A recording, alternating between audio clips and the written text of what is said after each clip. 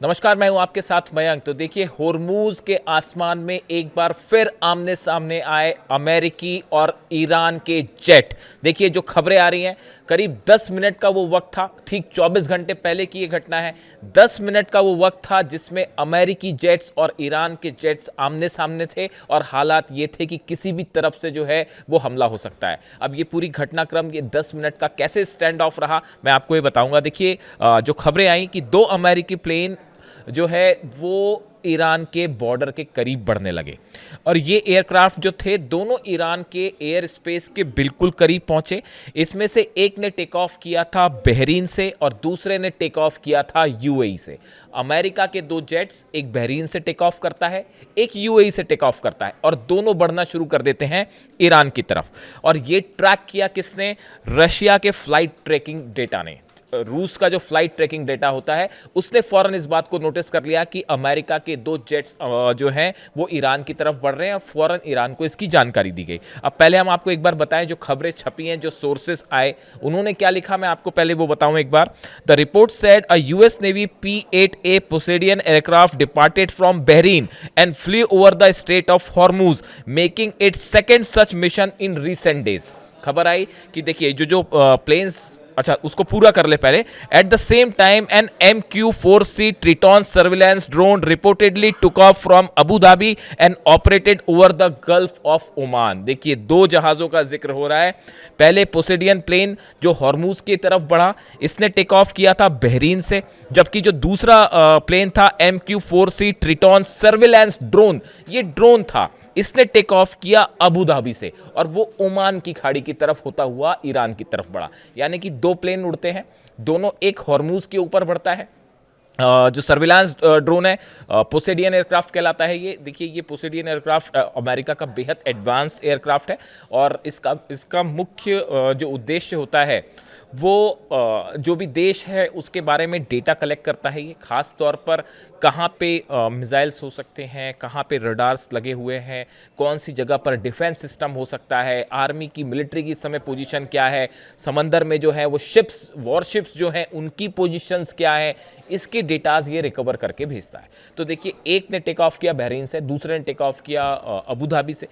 Hormuz की तरफ एक बढ़ता है, दूसरा ओमान की खाड़ी की तरफ बढ़ता है। रशिया के राडार्स इसको कैच कर लेते हैं, इसकी जानकारी फौरन ईरान को दी जाती है और अभी जो खबरें आ रही हैं उसके मुताबिक ना सिर्फ रूस बल्कि चाइना दोनों रियल टाइम डेटा शेयर कर रहे हैं ईरान के साथ। यानी ईरान के बॉर्डर की तरफ अगर परिंदा भी पर मारता है, चाहे वो समंदर से हो चाहे आसमान से हो, उसकी जानकारी रशिया और चाइना के रडार्स जो हैं वो रियल टाइम डेटा शेयर करके ईरान को पहुंचाते हैं। अब जैसी ये खबर आई ईरान के पास कि 2 एयरक्राफ्ट जो हैं वो करीब पहुंचने वाले हैं, ईरान के एयर स्पेस के बिल्कुल करीब हैं, तुरंत तेहरान से 2 फाइटर जेट्स ने टेक ऑफ किया।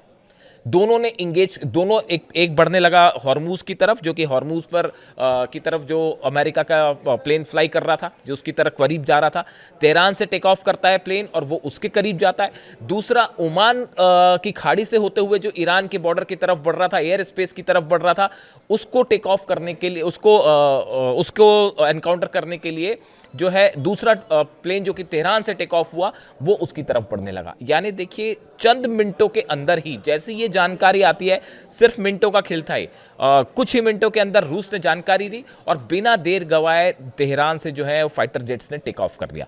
जो डिफेंस सिस्टम्स हैं वो तो लगे हुए हैं, लेकिन ये तीसरा मौका है ऐसा। मैं पहली 2 बार आपको अपने वीडियो में घटनाएं बता चुका हूं कि कैसे एक बार F-15 जेट ने बहुत करीब आया ईरान के, यहां तक कि उसने सिग्नल्स भी दिए कि मतलब अपनी आइडेंटिटी भी डिस्क्लोज की थी F-15 जेट ने। वो उसने टेक ऑफ किया था जॉर्डन से और वो बहुत करीब गया ईरान के, उसने अपनी आइडेंटिटी भी रिवील की कि मैं अमेरिका का F-15 जेट हूं। मतलब देखिए, जो प्लेन्स होते हैं उसके जो पायलट्स होते हैं वो कई बार, ये एक वॉर टैक्टिक्स होती है, उसमें अपनी आइडेंटिटी चाहे तो वो रिवील कर सकते हैं। तो उसने रिवील किया, एक प्रकार से उकसाने की कोशिश थी, ईरान को संदेश देने की कोशिश थी।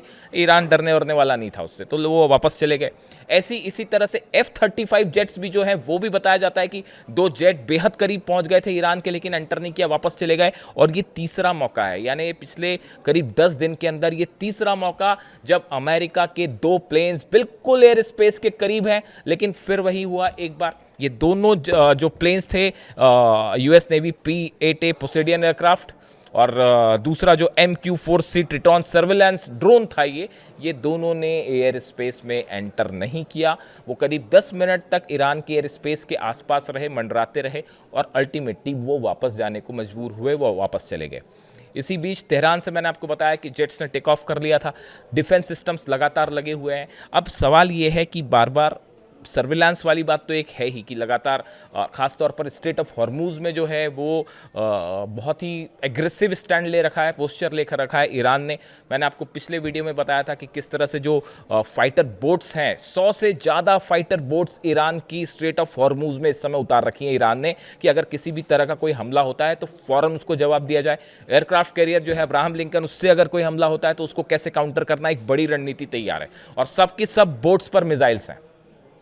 हैदर 110 मैंने आपको बताया, पिछले वीडियो में मैंने आपको बताया था कि किस तरह से ये बोट्स अटैक कर सकती हैं, तो वो एक अलग चीज़ है। तो ईरान ने अपना स्ट्रेट ऑफ हॉर्मूज़ में ज़बरदस्त स्टैंड ले रखा है कि यहाँ से किसी को हम एंटर नहीं करने देंगे। मिसाइल्स तैनात हैं वो अलग, ड्रोन्स तैनात हैं वो अलग, और सबसे बड़ी बात है एयर डिफेंस। अब मैंने जो है ये घटना के बाद एक बार फिर कल मैंने कुछ एयर एक्सपर्ट्स जो होते हैं, वॉर एक्सपर्ट्स जो होते हैं, खासकर एयर वॉरफेयर के जो एक्सपर्ट्स होते हैं, उनसे मैंने समझने की फिर से एक कोशिश की कि आखिर ये जो घटनाएं होती हैं कि अमेरिका के प्लेन्स आ रहे हैं, सर्विलांस प्लेन आ रहे हैं, कभी फाइटर जेट आ रहे हैं और वापस लौट जाते हैं, इसके पीछे मकसद क्या होता है। तो एक तो ऑब्वियस सी बात है कि भाई देखिए, ये जो दोनों P-8A पोसेडियन एयरक्राफ्ट है, ये भी सर्विलांस करता है, और दूसरा MQ-4C ट्रिटॉन था, ये भी सर्विलांस ड्रोन था। तो ये दोनों प्लेन्स बेसिकली इमेजेस लेते हैं, सर्विलांस पता करते हैं। तो एक तो सर्विलांस मकसद है कि ईरान की सेना क्या हालात में है और कहाँ जहाज़ हैं और कितने जहाज़ हैं, वो इन्फॉर्मेशन भेजते हैं। लेकिन इसके अलावा एक बड़ी बात मुझे जो एक्सपर्ट्स ने फिर से ये बात कही कि ईरान के जो डिफेंस सिस्टम्स हैं, अभी अमेरिका के सामने जो एक बड़ी चुनौती है वो ये है कि क्या रूस ने S-400 दे रखा है। हमारे हिसाब से तो दे रखा है, जो हम समझ पाए अभी तक चीज़ों को, कि S-400 दे दिया है। लेकिन उसमें बड़ा क्रूशियल ये है कि ये S-400 कौन सी जगह पर तैनात हैं, इसकी लोकेशन का पता लगाना बेहद अहम है। क्योंकि देखिए, S-400 वो डिफेंस सिस्टम है जो F-35 को भी इंगेज कर सकता है, F-16, F-15 जेट्स तो इंगेज हो ही जाएंगे। तो ऐसी सिचुएशन में अगर आप बाय एयर अटैक होता है, इसीलिए ये खबरें आ रही थी बीच में कि अगर ईरान पर हमला होता है तो वो नेवी से हो सकता है, टॉमहॉक मिसाइल से हो सकता है, और उसको जो है सबमरीन्स जो है अमेरिका की, वो अटैक कर सकती है। इस तरह की खबरें आ रही थी, और एयर फाइटर जेट्स जो हैं वो शायद इस बार एंटर ना करें, इस तरह की खबरें थी। उसकी मेन वजह यही थी कि S-400 की लोकेशंस के बारे में पता नहीं है, और जो कई एक्सपर्ट्स कहते हैं, उनका ये कहना है कि ये जो प्लेन्स भेजे जाते हैं, ये एक प्रकार से टीज करने की कोशिश की जाती है, ईरान को उकसाने की भी कोशिश की जाती है कि ईरान वो गलती करे जो शायद अमेरिका ने किया। देखिए, ड्रोन था शाहिद, वो फ्लाई करता हुआ एयरक्राफ्ट कैरियर के करीब आया अब्राहम लिंकन के, और वहाँ से F-35 जेट ने उसको शूट कर दिया। और खबर ये आई कि ईरान के ड्रोन उस तक पहुंच सकते हैं, तो उसमें ज़्यादा जो है वो बदनामी अमेरिका की हुई कि भाई उसके ड्रोन ही आपको निशाना बना सकते हैं, आपके एयरक्राफ्ट कैरियर को बचाइए उसको, इस तरह का मैसेज गया।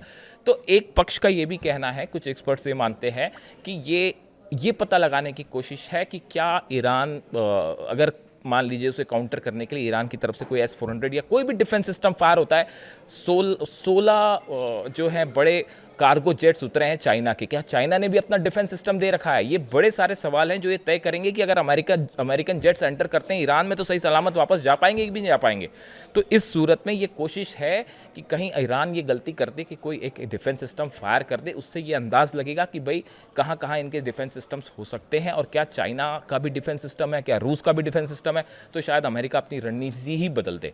लेकिन ईरान ने एक बार फिर वो गलती नहीं की, वो जो चाल एक अमेरिका ने बिछाया उसमें नहीं फंसा, और स्ट्रेट ऑफ हॉर्मूज में जो स्टैंड ईरान ने ले रखा है बेहद एग्रेसिव, और ना सिर्फ ज़मीन पे बल्कि आप देखिए कि समंदर में भी, हार्मूज की खाड़ी में भी, और फारस की खाड़ी में भी, और अब आसमान में भी लगातार ईरान जो है वो फाइटर जेट्स के मामले हों चाहे सर्विलांस वाले मामले हों, हर मामले पे अमेरिका पर भारी पड़ता दिखाई दे रहा है, उससे एक कदम आगे दिखाई दे रहा है। तो ये बेहद इंटरेस्टिंग स्टैंड ऑफ था अमेरिका और ईरान के बीच में। 10 मिनट का ही था, लेकिन बड़ी खबर थी। इससे जुड़ा जो भी अपडेट होगा आप तक पहुंचाऊंगा। वीडियो कैसा लगा कमेंट करके ज़रूर बताइए। Thank you so much.